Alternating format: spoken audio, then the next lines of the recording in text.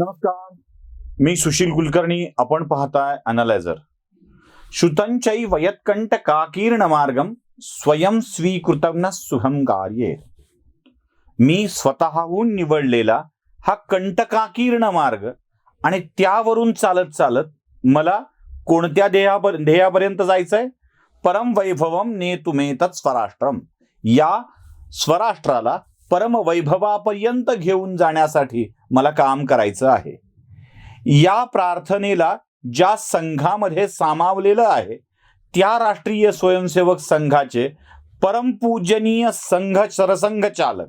मी परमपूजनीय हा शब्द मुद्दाम वापरतोय कारण पुढच्या बोलण्यामध्ये फक्त मोहन भागवत किंवा मोहनजी भागवत असाच उल्लेख येणार आहे.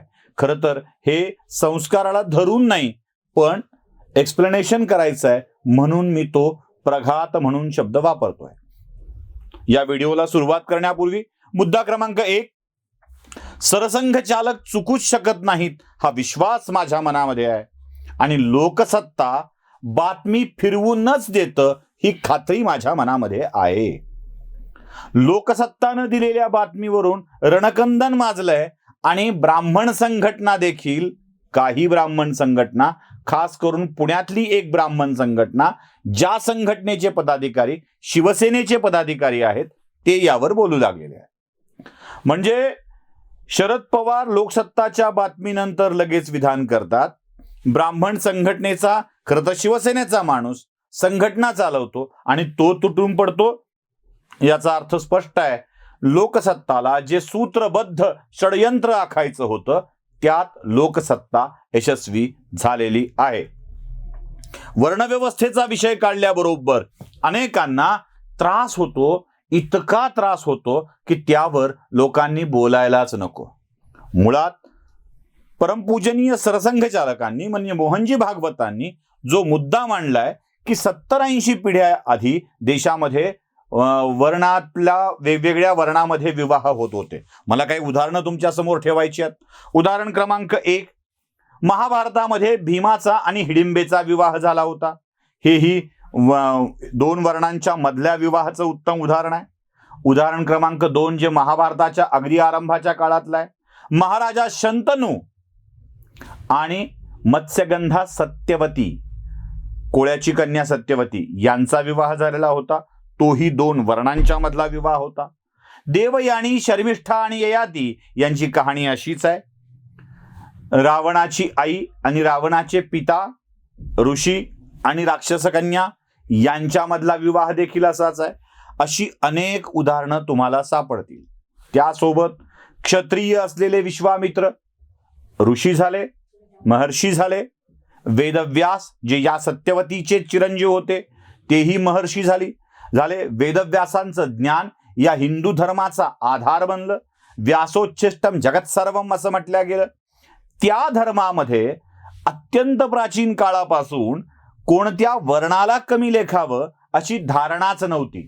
मधल्या काळात काही घडलं असेल तर त्यावर विचार करायला हवा आणि आपण हा शब्द वापरत जे सरसंघचालक बोललेले आहेत त्या विधानावरच हा गदारोळ माजलेला आहे. मला फारसं काही बोलायचं नाही. माझा विश्वास हा आहे की सरसंघचालक बोलले ते योग्यच असतं. त्याच विश्वासाला धरून मी तुम्हाला सरसंघचालकांचं भाषण जशास तसं ऐकवतो आहे.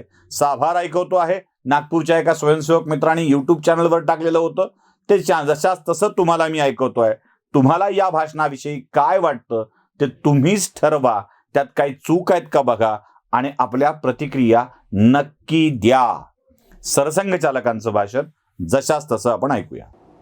हे तर खरं आहे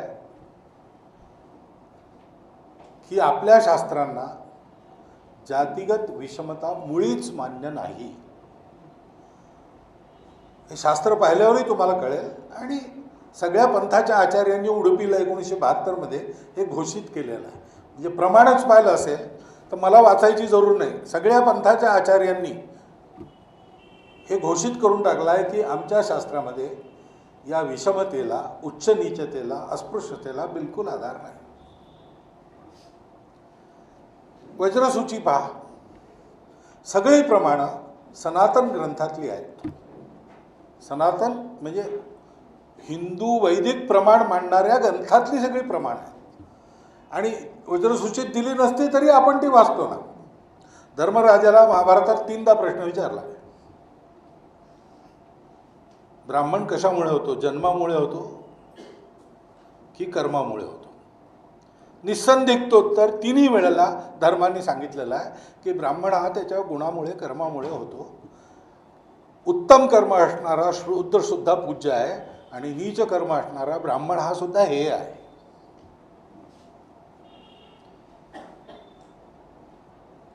हे कसं काय आलं त्याचा इतिहास आहे.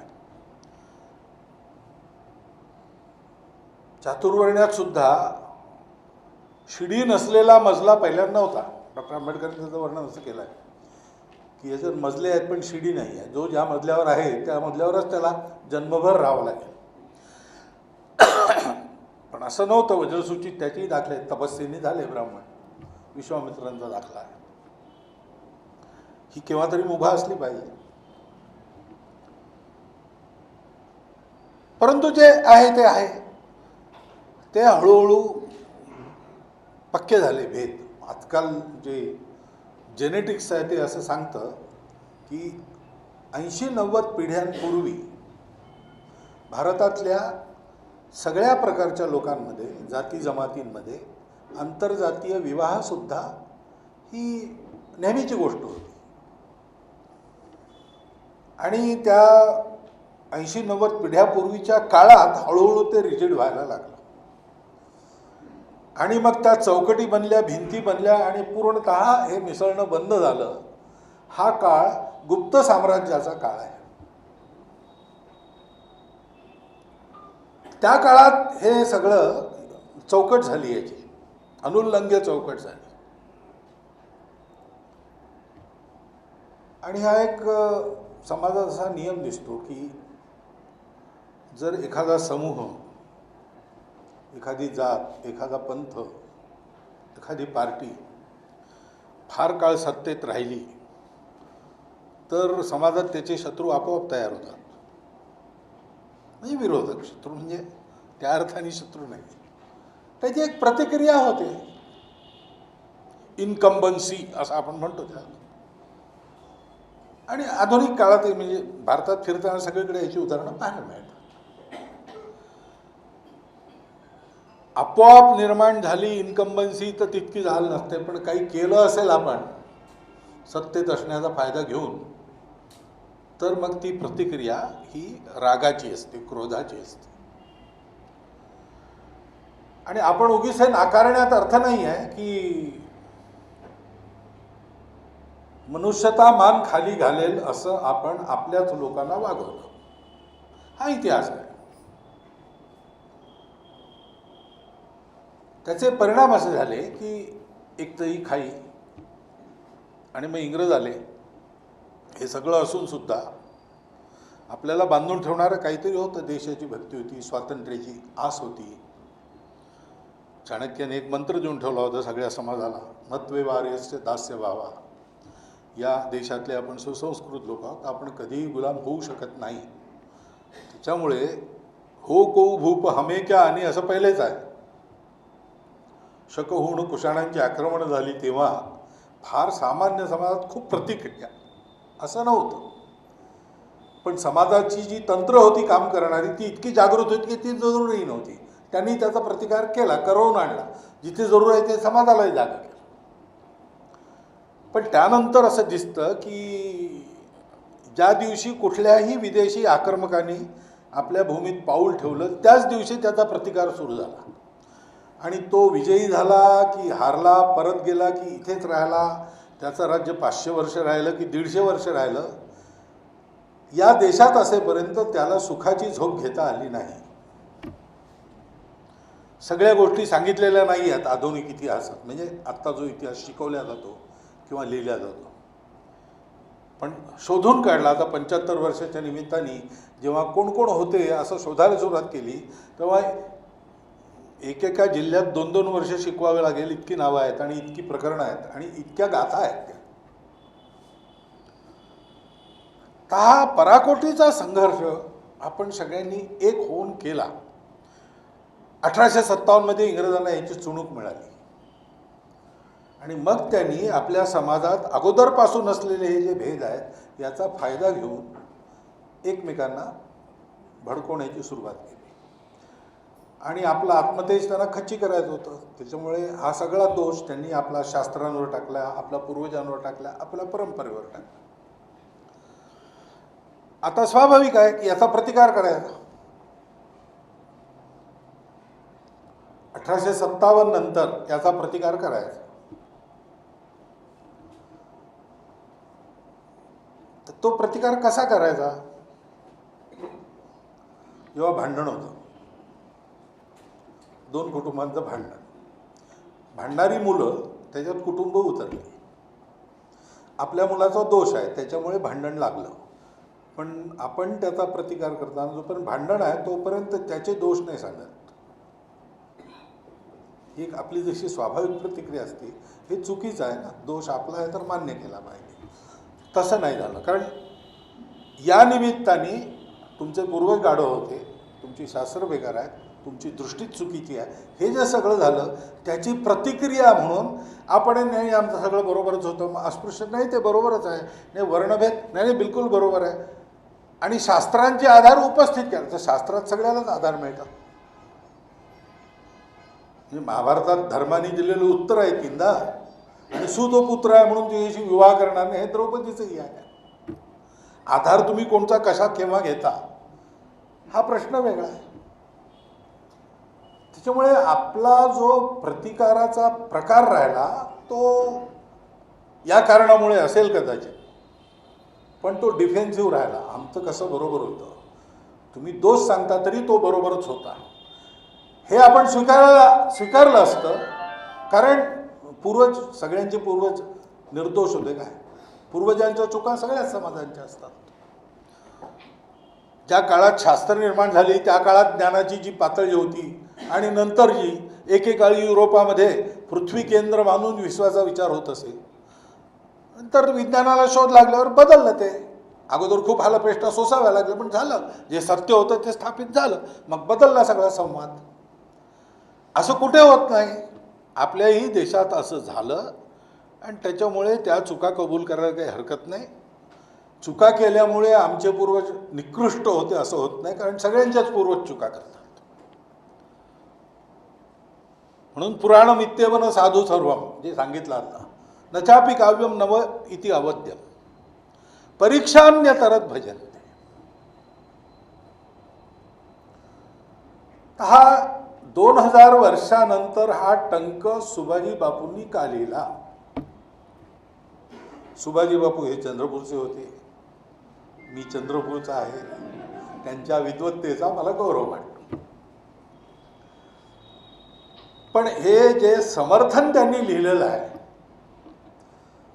ते आता विद्वत्तेच्या दृष्टीने तर तुम्ही कशाचंही समर्थन नीट करू शकता, आणि त्याच्याकरता परिश्रम लागतात, त्याच्याकरता अभ्यास लागतो, विद्वत्ता लागते, ते सगळं गौरवास्पदच आहे.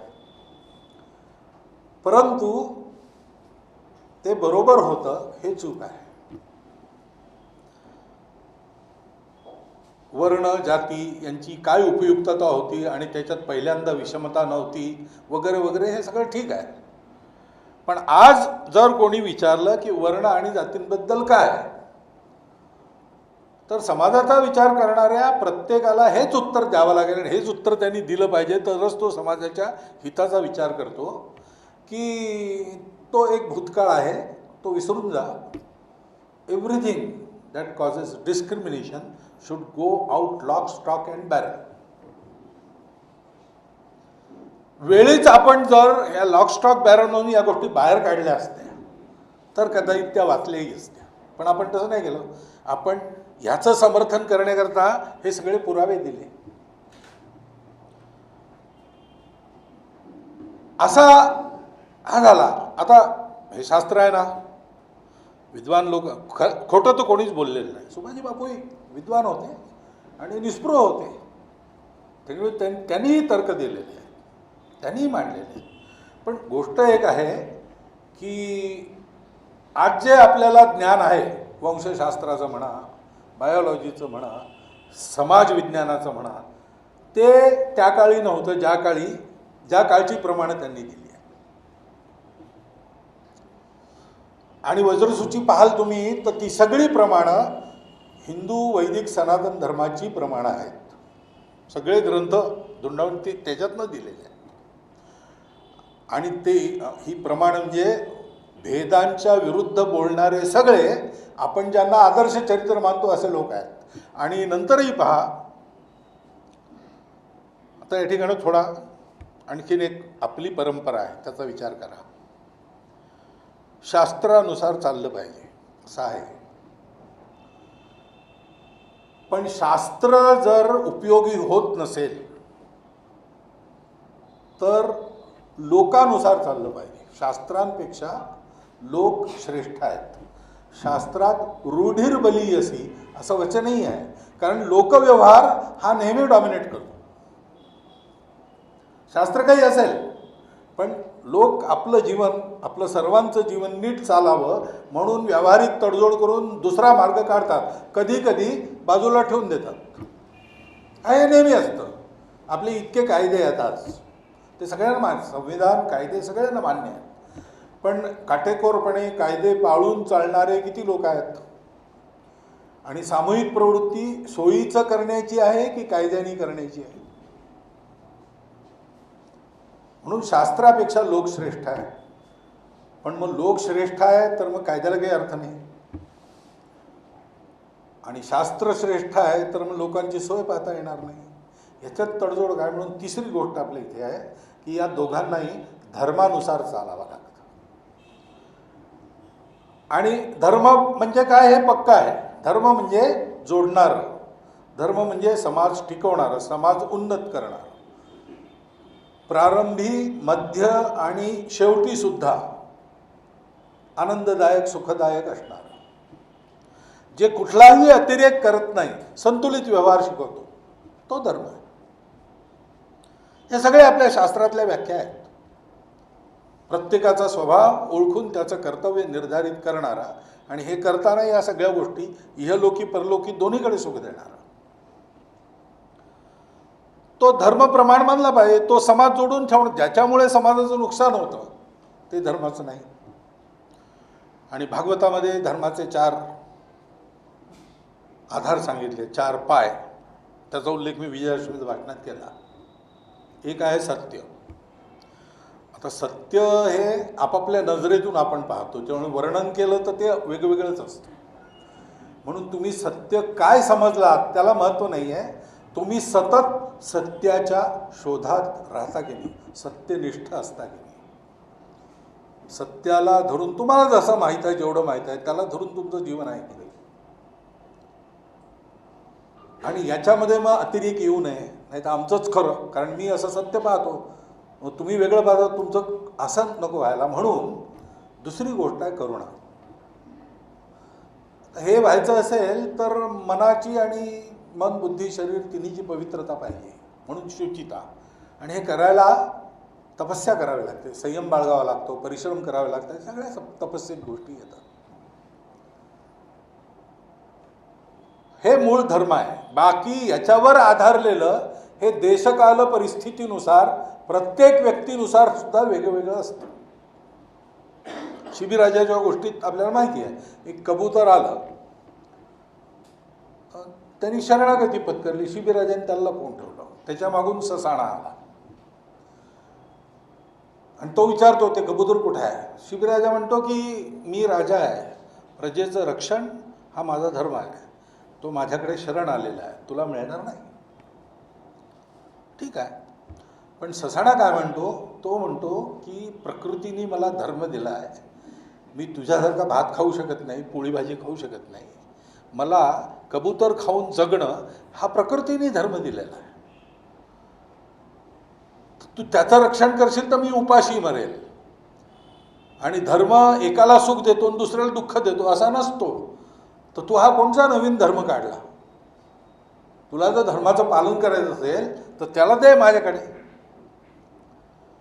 आणि शिबिराजा ते मान्य करतो, हो हाही धर्म आहे. म्हणजे कबूतर वाचवणं हाही धर्म आहे, कबूतर खाणंही हाही धर्म आहे. पण कोणाच्या दृष्टीने? राजाच्या दृष्टीने कबूतर वाचलं पाहिजे.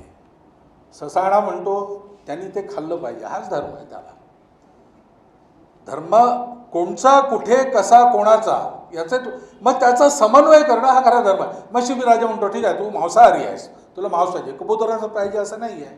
कबुतराला मी वाचवतो, माझा धर्म पाळतो, माझा मांस तुला देतो, तू मांस खा, तुझाही धर्म राहील, माझाही धर्म राहील. असा धर्म असतो. त्या धर्माला सोडून शास्त्रसुद्धा जाऊ शकत नाही, त्या धर्माला सोडून लोकसुद्धा जाऊ शकत नाही. आणि दुर्दैवाने मधल्या काळामध्ये आपलं हे राष्ट्रीय पाप झालेलं आहे की आपण शास्त्रांनी सुद्धा धर्म सोडला आणि लोकरूढींनी सुद्धा धर्म सोडला. त्या पापाचं क्षालन केल्याशिवाय गत्यंतर नाही. पण या पुस्तकावर ते सगळं आणण्याचं काही कारण नाही.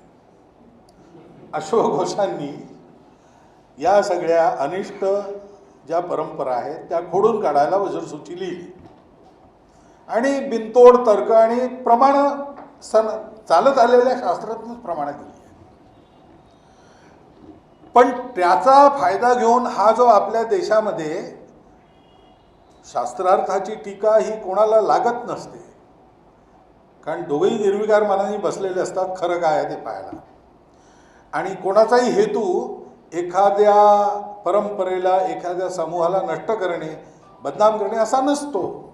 पण परकीयांनी याचा वापर केला, त्याची जी प्रतिक्रिया झाली त्याच्यातून बराच काळ असे होत राहिले. पण हा सुभाजी बाबूंनी जे लिहिला आहे टंक, तोही तर्कशुद्ध आहे, तोही निर्विकारतेने लिहिला आहे. दोघंही जण असं म्हणतात की सज्जन लोकांचं रक्षण व्हावं आणि कल्याण व्हावं म्हणून आम्ही हे करतो आहोत. आणि त्या दोघांच्याही प्रामाणिकतेविषयी शंका घ्यायचं आपल्याला काही कारण नाही.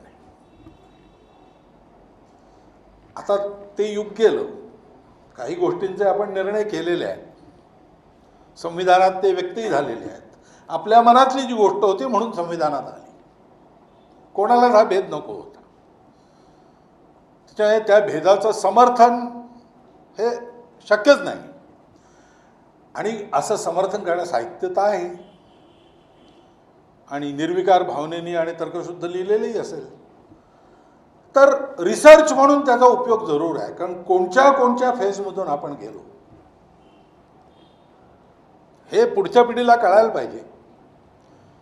अमेरिकेच्या यादवी युद्धाचा इतिहास अमेरिकन माणसाला माहीत पाहिजे. तो दोघांचाही इतिहास असतो. गुलामी विरुद्ध लढलेले आणि गुलामीच्या समर्थनार्थ लढलेले, दोघांची म्हणणी काय होती, त्यांच्या संसदेत डिबेट काय झालं हे आजही अभ्यास करतात. ते याच्याकरता नाही याचं समर्थन करायचं, ते काय कशाचं समर्थन करायचं हे आपलं ठरलं आहे, ते आपल्या संविधानाने सांगितलं आहे, ते आम्ही मनाने स्वीकारलेलं आहे.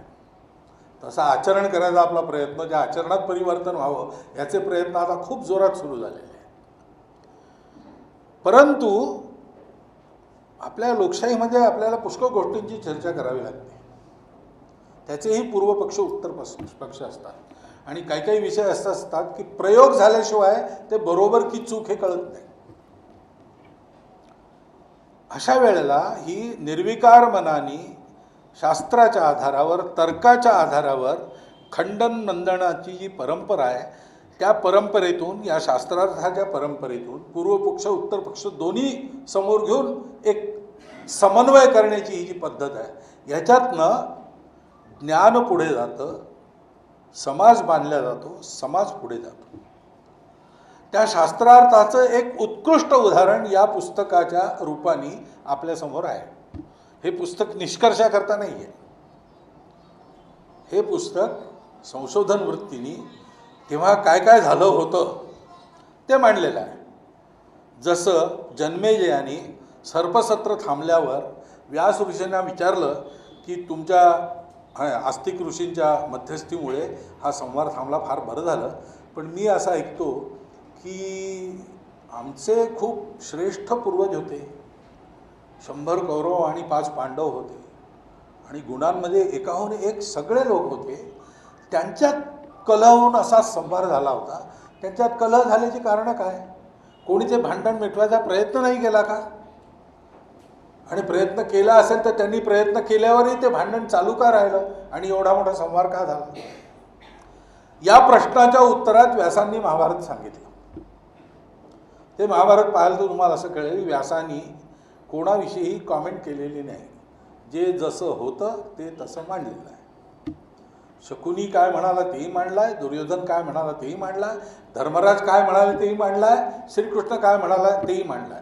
श्रीकृष्णाची अत्यंत भक्तिभावाने गद्य धुवून भीष्मानी केलेली स्तुती त्यात आहे आणि श्रीकृष्णाला मोजून 100 शिव्या दिलेलं शिशुपालाचं वक्तव्य तेही त्यात आहे. जसंच्या तसं आहे. व्यासाने कुठलाही पक्ष घेतला नाही. अशी ही तर्काची शास्त्रार्थाची परंपरा दाखवणारं हे पुस्तक आहे. संशोधनाच्या दृष्टीने तर त्याचं महत्त्व आहेच, परंतु सामाजिक समस्या हा आपल्याही परंपरेचा विषय होता, तो आपण विसरलो म्हणून या गतीला आलो. याकरता वज्रसूची वाचा. सगळी प्रमाण आपल्या परंपरेची आहे आणि परकीयांच्या कारस्थानाला बळी पडून चुकीच्या प्रतिक्रियेत आपण गेलो, त्याचे काय परिणाम झाले आपण पाहतो. आधी असं आहे ना, भडकवून आपल्याला एकमेकांच्या विरुद्ध करायचे प्रयत्न असतात आणि मग तावात येऊन 2 पक्ष होतात. पण डोकं थंड ठेवून सगळा समाज आपलाच आहे याची बुद्धी ठेवून आपल्याला योग्य ते तर्क योग्य त्या ठिकाणी देता आले पाहिजेत. वाणी विवेक, कृती विवेक हा याच्यातनं शिकता येतो असं हे पुस्तक आहे. ऐकलं? या भाषणानंतर आता आपल्या मनात कोणतीही शंका राहणार नाही आणि लोकसत्ता किती चवचाल आहे हे आपल्या लक्षात येऊन जाईल. याच चवचालपणावर आम्ही सातत्यानं टीका करत आलेलो आहोत आणि ही टीका करतच राहू. वंदे मातरम.